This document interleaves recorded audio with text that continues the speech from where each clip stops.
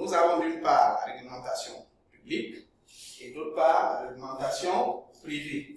Donc, nous revenons sur ce chapitre, comme je l'ai dit, du transport aérien. Et donc, comme on l'a dit, après l'introduction, nous avions dit qu'en grand 1,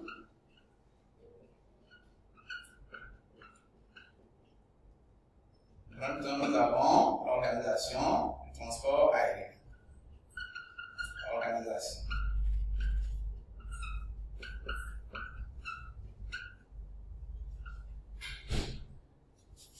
Alors, au niveau de cette organisation, comme on l'a dit, transport aérien,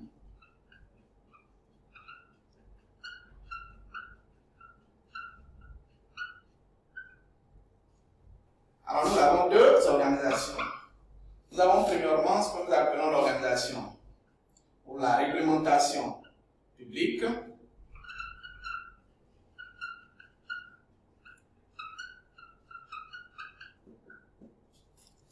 Réglementation publique.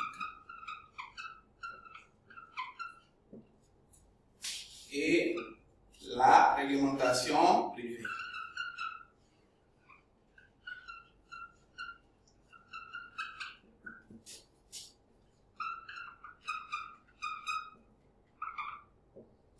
Ok?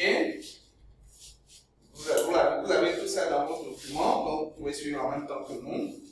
Alors, au niveau de l'organisation publique, on a un petit temps, je veux dire, nous avons différentes conventions et nous pouvons commencer déjà par la convention de Varsovie de 1929 et ses protocoles modificatifs.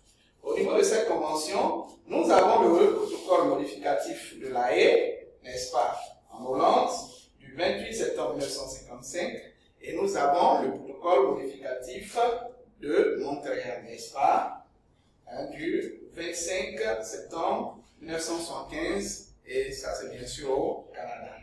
Ok?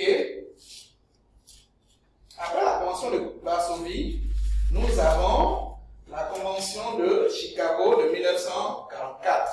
À cette convention, il a été créé ce qu'on a appelé ici l'Organisation de l'aviation civile internationale, c'est-à-dire l'OACI, n'est-ce pas?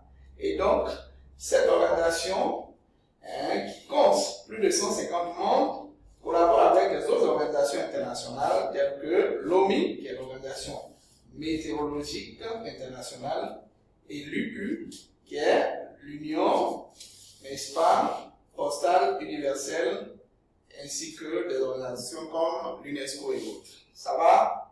Ça, c'est ce que nous pouvons retenir au niveau de la réglementation publique.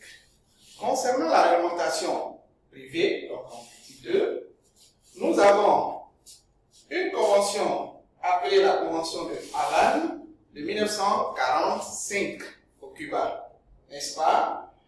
Nous savons qu'au cours de cette convention, il a été créé ce qu'on a appelé l'IATA. L'IATA qui, en anglais, veut dire International Air Transport Association, qui veut dire simplement en français, donc, Association des transports internationaux par la voie aérienne. Ça va? Alors, cette organisation qui est de loin la plus grande, n'est-ce pas, qui regroupe, je veux dire, le plus grand nombre de compagnies, a à son côté une autre association que nous appelons l'Association des transporteurs de la zone franc, c'est-à-dire l'ADAF. Ok? En dehors de ces associations, nous avons d'autres directions ou associations qui ont été créées, et nous avons par exemple la direction de l'aviation civile, donc l'ATAC. Nous avons l'ASECNA, qui est l'Agence pour la sécurité de la navigation, n'est-ce pas, au niveau de l'Afrique, la navigation aérienne bien sûr. Après l'ASECNA, nous avons l'AFRA. L'AFRA, qui veut dire en anglais Air Africa Air Association, qui est simplement l'association des compagnies aériennes africaines. Ok? Il faut rappeler qu'elle a été créée en 1968, n'est-ce pas, à Accra, au Ghana. Bien. avons aussi la CAFTA, qui est la Conférence africaine des tarifs aériens, n'est-ce pas? Elle a été créée donc le 12e mois 1980 lors de la conférence diplomatique de l'ex-OUA, qui est devenue aujourd'hui l'UA, n'est-ce pas? Ok. Alors, en dehors de ces différentes réglementations que sont la réglementation publique et la réglementation privée, nous allons voir donc le rôle de l'État dans l'organisation du transport aérien. Alors, nous pouvons retenir que le rôle de l'État dans cette organisation, ou oui, dans ce transport-là, est d'autoriser et d'organiser ce qu'on appelle les services et d'assurer le contrôle des modalités d'exploitation. L'État veille également à ce que les compagnies offrent des garanties dans les domaines techniques et de l'économie financière. Ça va? Alors déjà, voilà ce que nous pouvons retenir. Alors, pour parler de la Côte d'Ivoire, nous savons que la compagnie Air Côte d'Ivoire, qui est la compagnie ivoirienne, s'occupe non seulement du transport domestique intérieur, c'est-à-dire le transport qui a lieu au niveau des différentes villes, n'est-ce pas, de la Côte d'Ivoire. Et aujourd'hui, cette compagnie-là aussi, j'allais dire, essaie donc d'élargir son activité au niveau de l'international. Ok? En dehors de cette compagnie, nous allons voir les différents types d'aviation. Mais il faut déjà retenir qu'il existe deux types d'aviation. Il y a ce qu'on appelle l'aviation militaire et l'aviation civile ou encore l'aviation commerciale, on ne peut pas dire aviation privée. Et c'est justement cette aviation-là qui va nous intéresser, c'est-à-dire l'aviation civile. Au niveau de l'aviation civile, nous pouvons retenir simplement qu'elle est considérée comme l'ensemble des moyens et procédures mises en place pour le transport aérien des personnes et des marchandises pour le compte d'autrui. Voilà ce que nous pouvons retenir comme définition. Nous avons donc les différentes fonctions de l'aéroport, nous avons la fonction technique, la fonction commerciale, nous avons la classification des aéroports, n'est-ce pas? Et à ce titre, nous avons les aéroports courriers, n'est-ce pas, qui sont des aéroports dont la longueur de la piste se situe entre 1500 et 1900 mètres. Ce sont les termes techniques que vous êtes normalement censés maîtriser. Nous avons à côté de ceux-là les aéroports moyens courriers. Ce sont donc des aéroports dont la longueur de la piste varie entre 1900 et 2500 mètres. Ok? Et en troisième position, nous avons les aéroports longs courriers qui sont en réalité des aéroports ayant une piste dont la valeur varie entre 2500 et 3500 mètres. Ça va? Voilà un peu quelques notions que nous sommes censés retenir au niveau du transport aérien. Comment donc sont gérés ces différents aéroports? Alors, il faut retenir d'abord que pour la plupart de ces aéroports, déjà, il faut retenir que ces aéroports-là appartiennent ou bien sont la propriété de l'État. Ça, c'est ce qu'il faut retenir en général. Ok? Donc, l'État va assurer et supporter les charges dues à l'utilisation des infrastructures dérivant de la circulation aérienne, des douanes et de la police. Ok? Donc, ces aéroports-là sont gérés comme étant un établissement public autonome. Ok? Mais ils sont également gérés, j'allais dire, sous la couverture la Chambre du commerce et d'industrie. Mais il faut aussi retenir que certains aéroports sont considérés comme des établissements privés. Ok? Ici, nous avons retenu aussi qu'il existe deux types, n'est-ce pas, de transport au niveau aérien. Au niveau aérien, il y a le transport des voyageurs et le transport des marchandises. Tout ça, je crois que vous l'avez, vous êtes censé, vous allez maîtriser tous ces différents aspects. Ce qui nous intéresse ici, c'est de voir comment la tarification est effectuée au niveau du transport aérien. Donc nous allons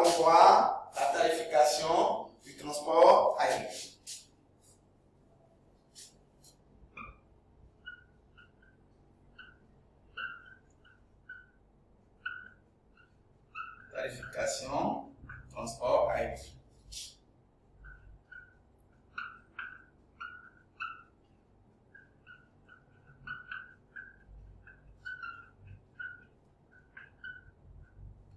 Aérienne.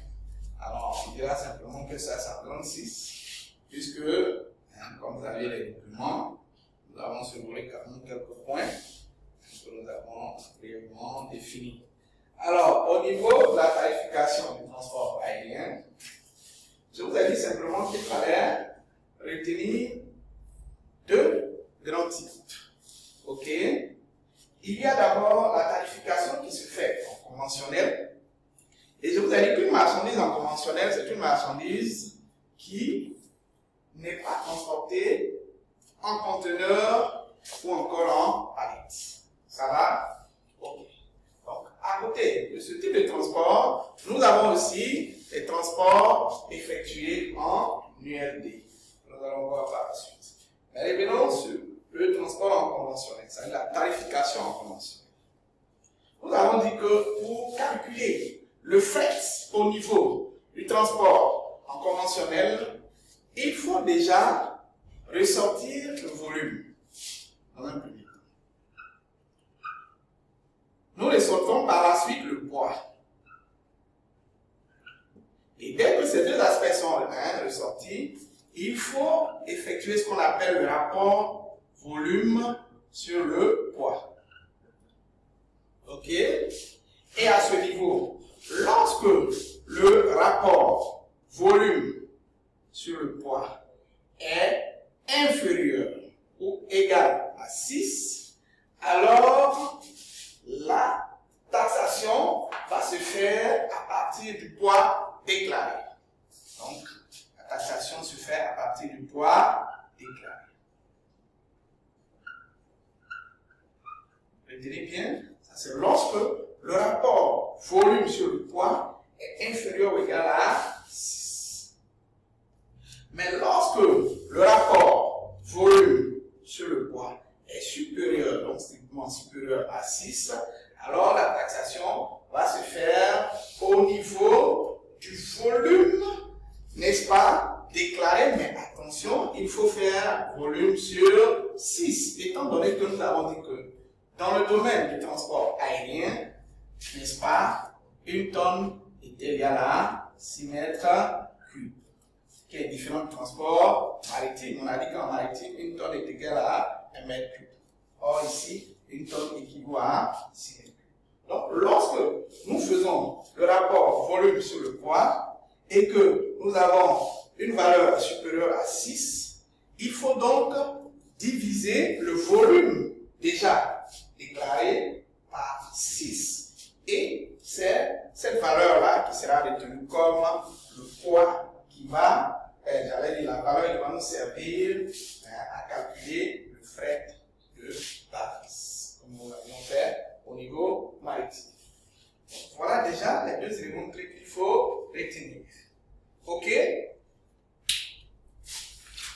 En troisième position, il faut retenir que la taxation ne se fait pas comme nous l'avons vu au niveau maritime. En aérien, la taxation va se faire par tranche, n'est-ce pas? Donc, au niveau soit du cas ou de l'exercice, la compagnie va vous donner forcément une tranche, n'est-ce pas, au niveau des différents poids. Et c'est à partir de ces tranches-là que vous allez faire votre choix en fonction de la valeur du poids qui a été réduit. Ça va? Donc, nous allons juste faire un exemple pour comprendre. Mais avant d'avancer, déjà, si vous arrivez à maîtriser cela, j'avais dit, va nous permettre de connaître ce qu'on appelle la règle du payant pour.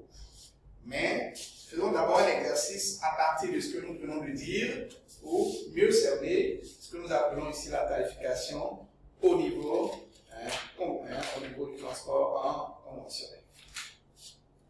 Alors, nous allons choisir l'exercice d'application et on prend au vieux ce qui nous a été donné. Bien, alors nous avons une application ici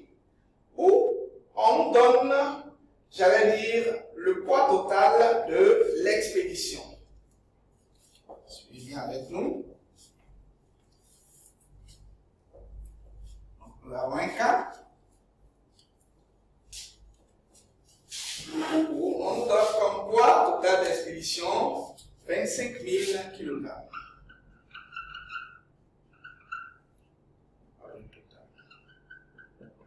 Ok. Et nous avons comme volume total 162, donc volume total 162,5 mètres cubes. Voilà ce que nous avons comme information. Ça va? Alors, que devons-nous faire? Il faut déjà, comme nous l'avons dit tantôt, essayer de mettre en évidence le rapport volume sur le poids.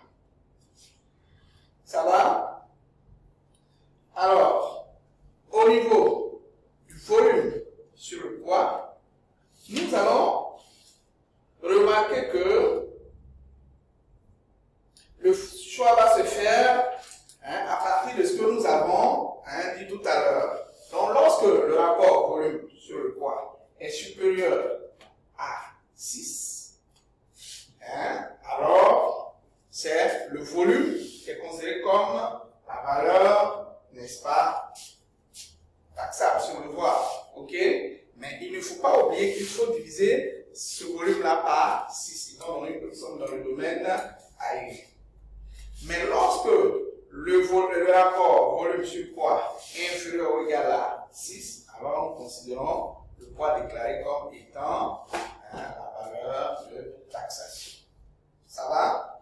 Alors, ici, qu'est-ce que le rapport va nous donner? Nous avons 25, n'est-ce pas, 1000 kg, n'est-ce pas? 25 000 kg nous donne logiquement 25 tonnes, ok? Alors, il faut diviser les 25 tonnes par 162,5. Ok? Alors, nous allons prendre nos machines et essayer de faire divisé par 162,5. Qu'est-ce que nous avons comme résultat? 0,15. N'est-ce pas? On peut prendre deux chiffres. 0,15. Alors, ici, ça veut dire que le rapport volume sur poids est comment? Est inférieur, n'est-ce pas, ou égal à 6. Puisqu'on a 0,15. Ok? Alors, si le rapport volume sur le poids est inférieur à 6, cela veut dire que notre valeur de taxation sera donc le poids qui a été déclaré, n'est-ce pas, comme, n'est-ce pas, la valeur de taxation. Donc ici nous avons, alors donc le poids déclaré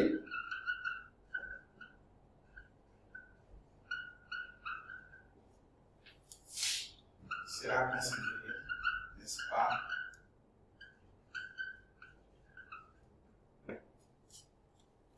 comme le poids de taxation.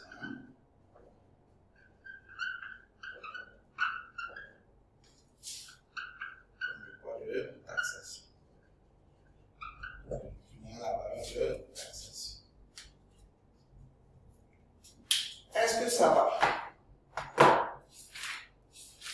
Alors, donc ici, si nous considérons que c'est le poids qui est considéré ici comme la valeur de taxation, on nous dit par la même occasion que l'expédition des marchandises, on nous donne par la même occasion le frais qui est égal à 200 000 francs par tonne. Ok?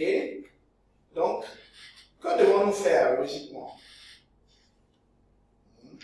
Nous avons 200 000 francs par tonne.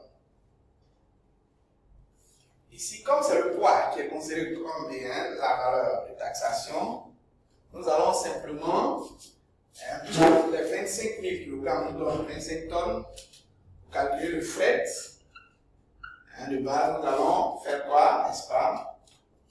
Nous allons multiplier les 200 000 francs, déclaré à 25, n'est-ce pas? Et cela nous donne combien?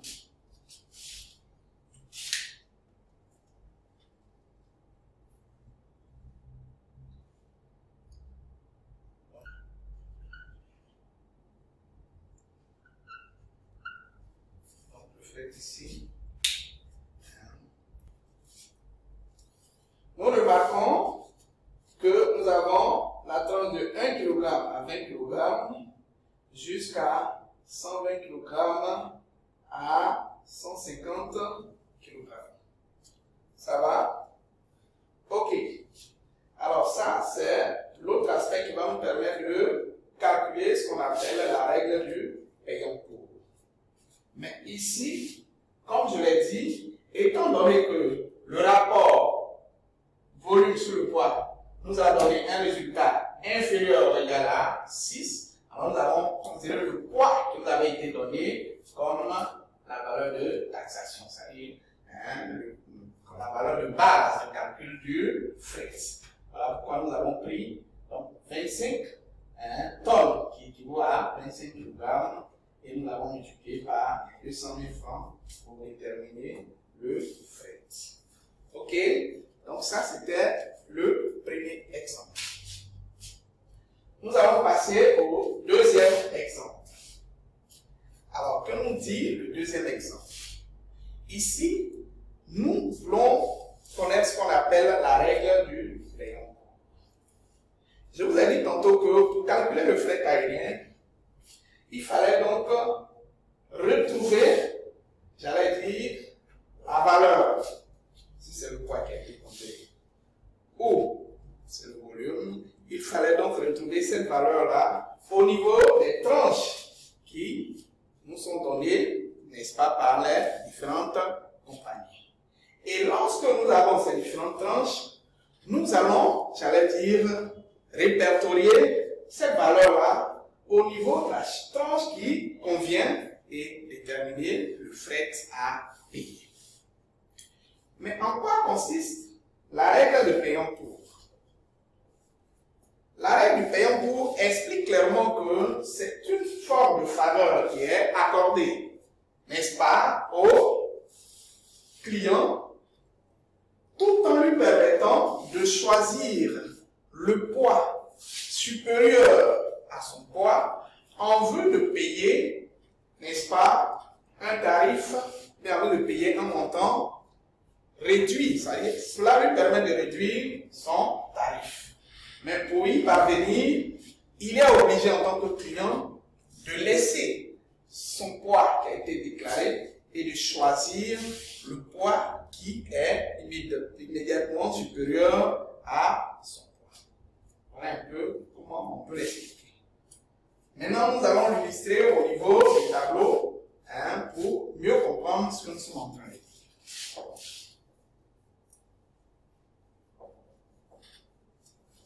Alors, on nous dit que nous assistons à une expédition de marchandises d'un poids total égal à 80 kg. Donc, on nous présente donc le poids total de l'expédition qui est de 80 kg. Et on nous donne une tranche de poids, donc une tranche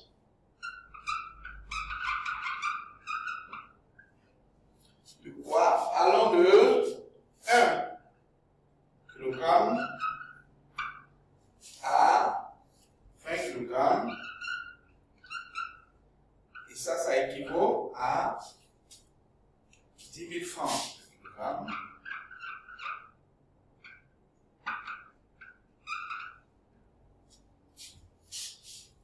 La deuxième tranche allant de 20 kg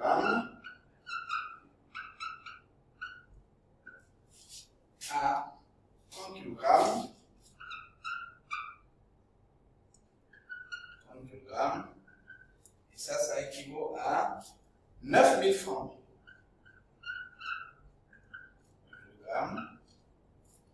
Nous avons la troisième tranche qui part de 30 kg à 50 kg.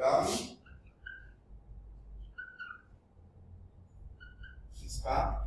Et ça équivaut à 7500 francs.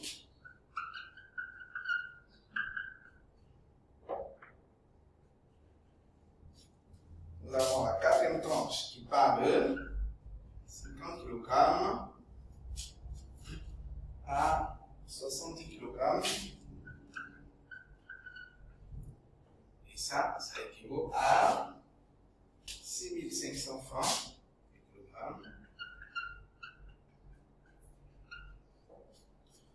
Nous avons une cinquième tranche qui part de 70 kg à 90 kg. Et ça équivaut à 5500 francs.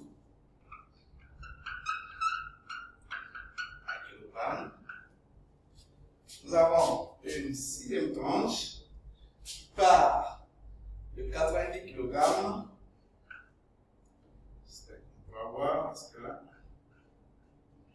90 kg à 120 kg. 120 kg.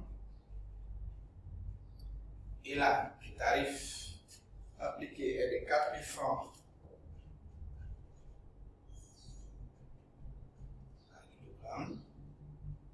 Ça va. Et nous avons un point déjà nous arrêter là, n'est-ce pas? Alors, ici, l'objectif du cours, c'est de comprendre comment l'on réalise ce qu'on appelle ici la règle du payant. Alors, nous savons que le poids déclaré par le client est de 80 kg. Alors, nous allons, en fonction de la tranche, en fonction des tranches qui nous ont été données, nous allons essayer de référer le poids du client pour voir combien il pourra payer. Alors, ce que nous remarquons ici, nous remarquons que plus le poids, n'est-ce pas, est petit, le tarif, lui, il est plus élevé, n'est-ce pas? N'est-ce pas? Mais lorsque nous remarquons que le poids, j'allais dire, devient plus grand, ici, qu'est-ce que nous remarquons? Le poids, le tarif est réduit. Donc, ça veut dire simplement que, comme nous sommes en transport aérien et que les expéditions de marchandises en transport aérien est coûteuse, qu'est-ce qu'on fait? On suppose que quand tu as plus de marchandises, on doit t'accorder un frais qui est beaucoup plus réduit. C'est ce que ça veut dire simplement. Donc, plus ta marchandise, j'allais dire, a un poids assez élevé, et donc le tarif normalement imposé sera réduit.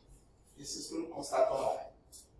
Alors, nous allons essayer de retrouver donc les 80 kg au niveau des tranches qui nous ont été données. Alors, si nous prenons 80 kg, nous remarquons simplement que 80 kg va se situer entre 70 kg et 90 kg. Donc, le tarif qui sera appliqué à ce type de marchandise sera de 5500 francs le kilogramme. Donc, pour calculer ici notre fret, nous allons normalement, ça c'est le fret normal, nous allons prendre, on peut l'appeler le fret 1, nous allons prendre les 5500, qui est le tarif imposé, donc 5500 francs, multiplié par les 80. Alors, logiquement, ça nous donne combien? Nous avons comme fret, le fret 1 sera égal à 440 000 francs. 440 000. Ça, on suppose que c'est ce que le client devait normalement payer. Mais ici, comme nous l'avons dit, la règle du payant pour va lui permettre, n'est-ce pas, de payer un montant moins que celui qui a été normalement déclaré. Mais qu'est-ce qu'on fait? Le client est donc obligé de choisir déclarer un poids qui n'est pas forcément celui qui a été déclaré, n'est-ce pas, lors de la pesée, pour qu'il puisse payer moins cher. Alors, donc, au lieu de choisir 80 kg, qui lui permet de choisir la tranche de 70 à 90 kg, où il paye 5500 francs, il est obligé de choisir soit 90 kg, qui lui permet d'être dans la tranche de 90 à 120 kg. Et donc, s'il choisit cette tranche, nous allons voir donc le fret qu'il pourra payer. Ce fret-là, nous l'appelons le fret 2. Supposez que ce soit donc 90 kg. On va multiplier donc, on sait qu'au niveau de 90 kg, le tarif appliqué c'est 4000 francs. Donc, on fera simplement 4000 francs multiplié par 90. Alors, lorsque nous multiplions 4000 francs par 90, qu'est-ce que nous constatons? 360 000 francs. Ça, c'est le frais. Alors, que remarquons-nous? S'il devait déclarer le poids, normalement, n'est-ce pas, ressorti lors de la pesée, qui est de 80 kg, il aurait payé 440 000 francs. Mais pour lui permettre de payer moins cher, on lui a dit d'appliquer la règle du payant pour. Donc il a choisi, n'est-ce pas, un poids qui est immédiatement supérieur au poids déclaré, qui lui permet donc de retomber dans la tranche suivante, donc la tranche de 90 à 120 kg. Et donc, il bénéficie d'un tarif qui est égal à 4 000 francs multiplié par 90, qui lui permet donc de payer 360 000 francs au lieu de 440 000 francs. Alors nous allons voir ce qu'il a comme, j'allais dire, ce qu'il réalise comme bénéfice, ou bien, j'allais dire, qu'est-ce qu'il va lui revenir comme montant s'il devait payer, s'il devait appliquer la règle du payant pour. Alors, ici, on peut appeler le bénéfice, ou bien en tout cas le montant dont il bénéficie, sera donc égal à 440 000 moins 360, qui nous amène à appliquer la règle du payant pour. On a dit que cette règle-là nous permettait donc de choisir la tranche qui suit immédiatement. Donc nous avons choisi la tranche de 90 à 120. Et donc ici pour le frais de 440 moins les 360. Ok. Alors, de 80 000 francs. Vous voyez? C'est-à-dire que cette règle-là lui permet d'économiser 80 000 francs. Nous voyons que ce n'est pas quand même négligeable, n'est-ce pas? Pour quelqu'un qui essaie d'expédier une marchandise, donc, pour lui, c'est de minimiser les coûts. Et donc, si on lui permet de minimiser les coûts en adoptant la règle du payant pour, voilà ce qu'il a comme, n'est-ce pas, montant, ça veut dire acquis, ou si on peut l'appeler ainsi, le bénéfice réalisé, ok, par l'application de la règle du payant pour. Bien, mais en même temps, cela nous permet d'appliquer ce qu'on appelle le poids des différences. Quel sera donc le poids des différences?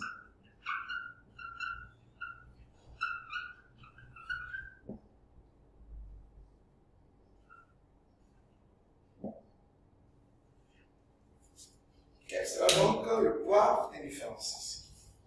Alors, pour calculer le poids des différences, nous allons juste prendre le poids qui nous a été déclaré normalement, c'est-à-dire les 80 kg, moins le fret de qu'on a obtenu, c'est-à-dire le fret obtenu après l'application de la règle du payant pour, divisé par le tarif normal qui devait être appliqué. Ça veut dire quoi? Ça veut dire le même. PI étant le poids des différences sera égal au poids normal moins le fret 2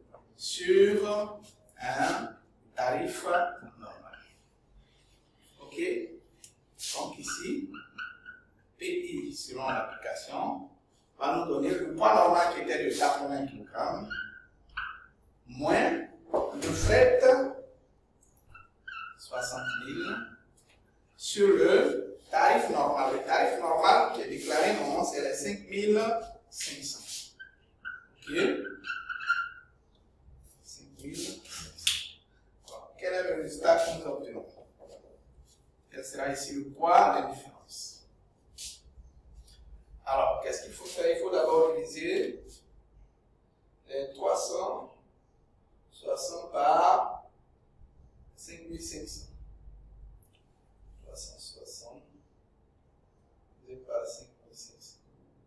Cela me donne, donc, petit, c'est égal à 80 moins 65,45. 65,45. Je vais dire que 80 moins 65,45. Le poids de différence ici sera égal à 14,55. 14,55. Voilà ce que nous considérons comme étant le poids des différences. Donc voici les deux notions qu'il convient de retenir. Déjà, qu'est-ce que la règle du payant court et quel est son avantage pour le client? Alors, ce que nous pouvons retenir, c'est que la règle du payant court est une règle qui consiste pour le client de choisir, n'est-ce pas, une valeur, c'est-à-dire un poids plus élevé que le poids déclaré en vue de minimiser le coût concernant le fret à payer. Donc, au lieu de choisir le poids qui convient, n'est-ce pas, à sa marchandise, il choisit expressément un poids supérieur à celui-ci et donc il bénéficie d'un tarif plus réduit, ce qui lui permet de payer moins cher que ce qui a été prévu. Et c'est ce que nous avons calculé ici. Pour le faire, il faut d'abord calculer le tarif normal. Il faut appliquer d'abord le tarif normal. Et pour les 80 kg dont disposait le client, nous avons appliqué le tarif de 5 500 francs. Nous avons constaté que le montant qu'il devait payer, le frais qu'il devait payer était égal à 440 000 francs. Mais en appliquant la règle de payant pour, nous avons permis à ce client-là de choisir un poids supérieur à celui qui a été déclaré. Et donc, en choisissant ce poids, il a bénéficié d'un tarif beaucoup plus réduit qui est de 4 000 francs, donc multiplié par 90. Nous avons obtenu 360 000 francs. Et pour voir la différence, n'est-ce pas, au niveau d'un montant, nous avons fait les 440 000 moins les 360 000. Et nous avons constaté que le client en question bénéficiait, n'est-ce pas, d'un montant de 80 000 francs, n'est-ce pas? Et parlant de la deuxième notion, nous avons également vu ce qu'on a appelé ici le poids des différences.